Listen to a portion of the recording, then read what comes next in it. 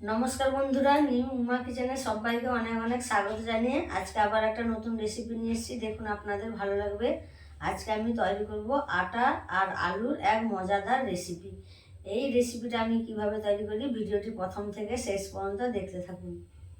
দেখুন, এখানে আমি রুটি যে তৈরি করা হয় সেই আটা নিয়েছি। এই আটাতে আমি অল্প একটু লবণ দেব, অল্প একটু হলুদ গুঁড়ো দেব, একটু মাখিয়ে নেব।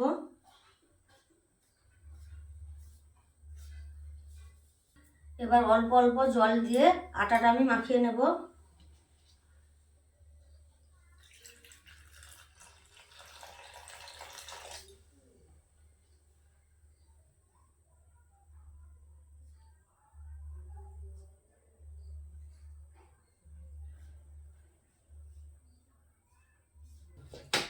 দেখুন, আমি আটাটা মাখিয়ে নিয়েছি।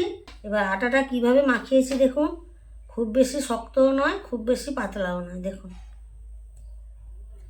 এইভাবে মাখাতে হবে। এবার আমি চাপা দিয়ে সাইডে রেখে দেব।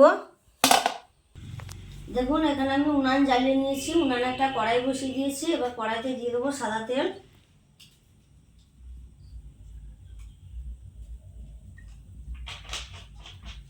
এবার দেব গোটা জিরে। এবার দেব পেঁয়াজ কুচনো। এবার দেব কাঁচা লঙ্কা কুচনো। পেঁয়াজটা আমি ভালোভাবে ভেজে নেব।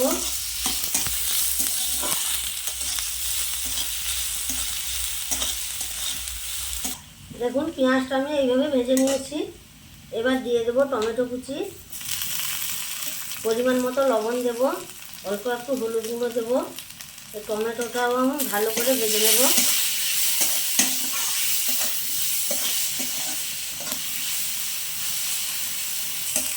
দেখুন, টমেটো আমার ভালো করে গলে গেছে, ভেজেও নিয়েছি।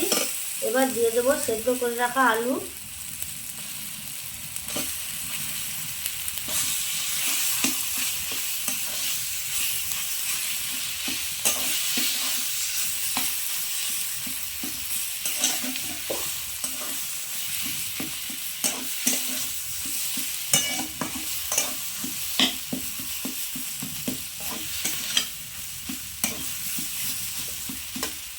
এবার দেবো অল্প একটু গরম মশলার গুঁড়ো।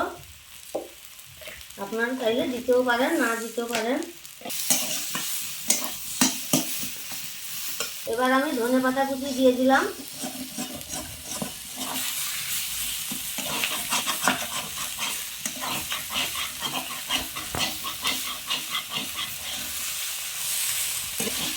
আলুর পুর তৈরি হয়ে গেছে। এবার আমি নামিয়ে নেব। আলুর পুরটা আমি ভালোভাবে ঠান্ডা করে নেব। এবার আমি আটার চাপাটা খুলে নেব। এবার এই আটাটা আমি ভালোভাবে একটু ঠেসে নেব।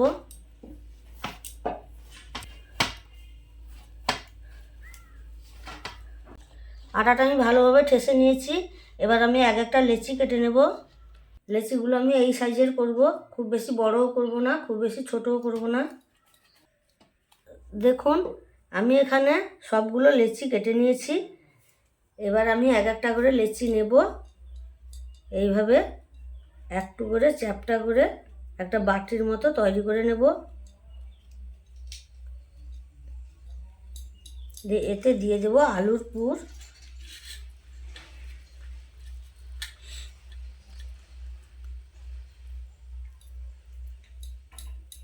এই আলুর পুরটায় আপনারা ভাজা জিরে গুঁড়ো, ভাজা ধনে গুঁড়ো দিতে পারেন, চাট মশলা, যার যেটা পছন্দ সে সেই রকম দিয়ে আলুর পুরটা তৈরি করতে পারেন। আমি এখানে একদম হালকা মশলায় তৈরি করে দেখালাম।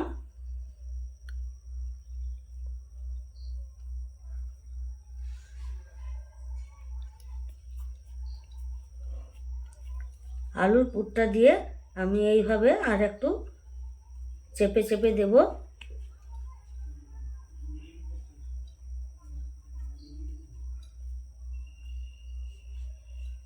এমনভাবে চাপতে হবে যাতে আলুর পুরটা যাতে না বেরিয়ে যায়। দেখুন, একটা আমি তৈরি করে নিয়েছি। এইভাবে আমি সবগুলো তৈরি করে নেব।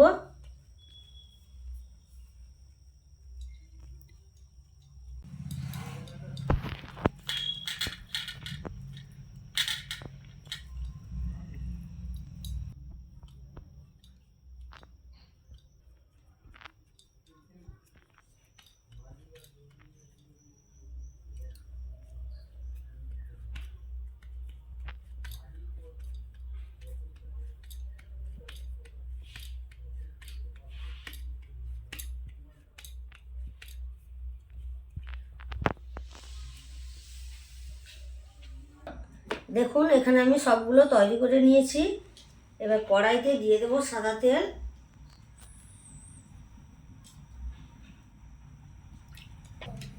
তেল গরম হয়ে গেছে।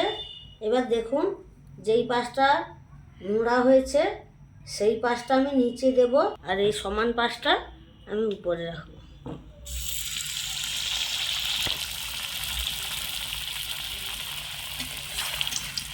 এগুলো কিন্তু ভাজতে হবে হালকা আঁচে। বেশি জাল দিলে ওপরটা লাল হয়ে যাবে, ভেতরটা কাঁচা থেকে যাবে। তাই হালকা আঁচে আমি ভেজে নেব।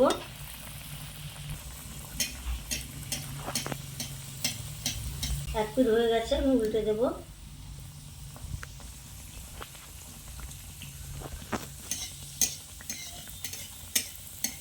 উপরে একটু তেলটা দিয়ে দেব। দেখুন কত সুন্দর ফুলে উঠছে।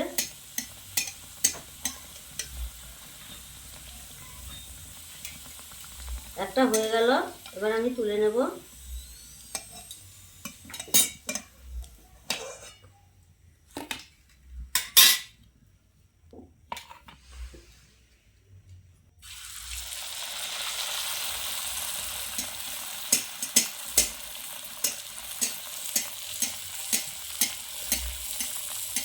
এভাবে একটু একটু করে তেল ছড়িয়ে দেব।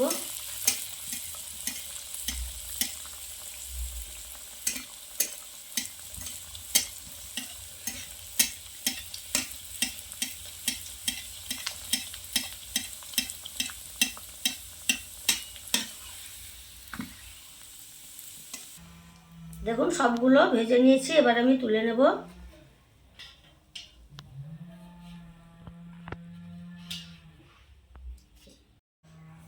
দেখুন কত সুন্দর হয়েছে, নরমও হয়েছে একদম।